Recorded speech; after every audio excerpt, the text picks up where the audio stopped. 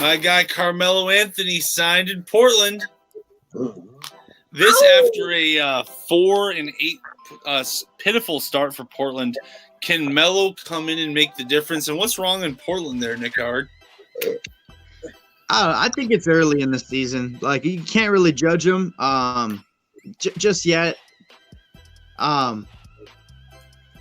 There's a lot of season left, and I think Melo still can play. It's just kind of you don't know what Melo you're going to get. You don't know if he's going to be cool with coming off the bench. You don't know if he's going to be cool with being a role player or just like a bench contributor.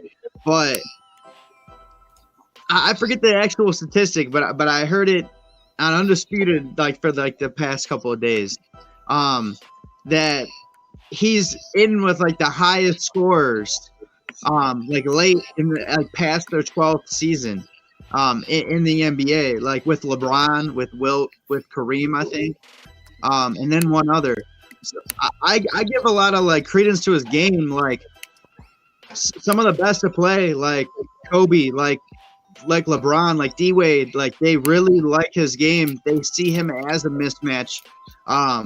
He may not have the shot anymore and be dependable to give you 20, night in, night out, to be in your starting lineup, to be dedicated a big chunk of minutes, but he can still get you some buckets just with strength and post moves and just the skill that he still has. I think it's good for them. He might be able to stretch the floor a little bit. He'll probably play the wing, probably majority play at the 4 though, but he's a good option to have off the bench. I know they got a lot of bigs there, but it's just a good guy to have come in and get some easy buckets. I agree with you. That's a guy who works out every day, posts it on Instagram every day. Perry, are you following this Carmelo Anthony situation, and do you think he can help the Blazers? I do follow it, actually. I guess he could probably help the Blazers, but I almost want to make the joke that the Blazers are just the next Carmelo victim. To be completely honest with you, I mean, I'm a Denver fan, right? So I grew up watching Carmelo Anthony in Denver. I loved him, but his game is it's all around ISO, and you're not ISO. Everybody's got an ISO guy on their team. Do you really want that guy to be Carmelo Anthony on your team, or do you want that guy to be Damian Lillard?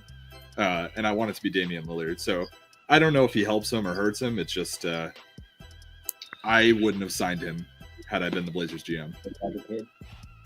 Yeah. Justin, what do you think about that situation? Hold on. I was not ready for Perry to come in with basketball takes. Sorry. Now that you guys are part of the team and part of the company, I'm afraid to face you in fantasy basketball next year. So Perry's our resident basketball expert in comparison to me. Expert.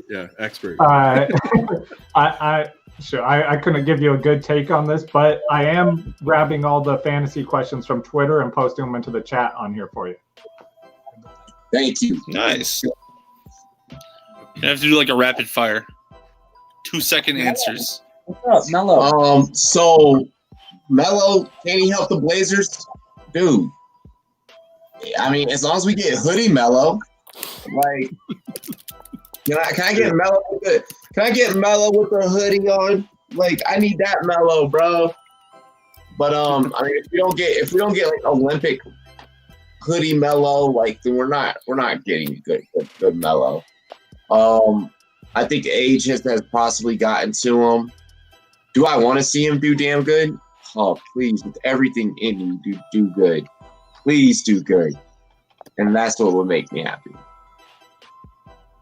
I'm not sure where I stand. I said the same thing with Kaepernick earlier. He hasn't played in years. I don't believe in him being able to just jump back into it. I don't believe Melo is able to just jump back into it. And honestly, I think the Trailblazers are not the right place for him to go. I think the Trailblazers, when I think of the Trailblazers, I think of Damian Lillard, ISO. Ball out, let me bust some ankles, let me shoot this 3 from 70 feet behind the fucking three-point line because I'm Damian Lillard, I don't really care. Or give it to McCollum, and McCollum ISOs. Bust your ankles, shoots a step back 2. You're going to have 3 dudes that run on an ISO. I think that Melo will maybe downgrade himself a little bit and will play as a team player because I think he's just going to embrace the opportunity to play the game of basketball again, which I appreciate and I'm looking forward to seeing.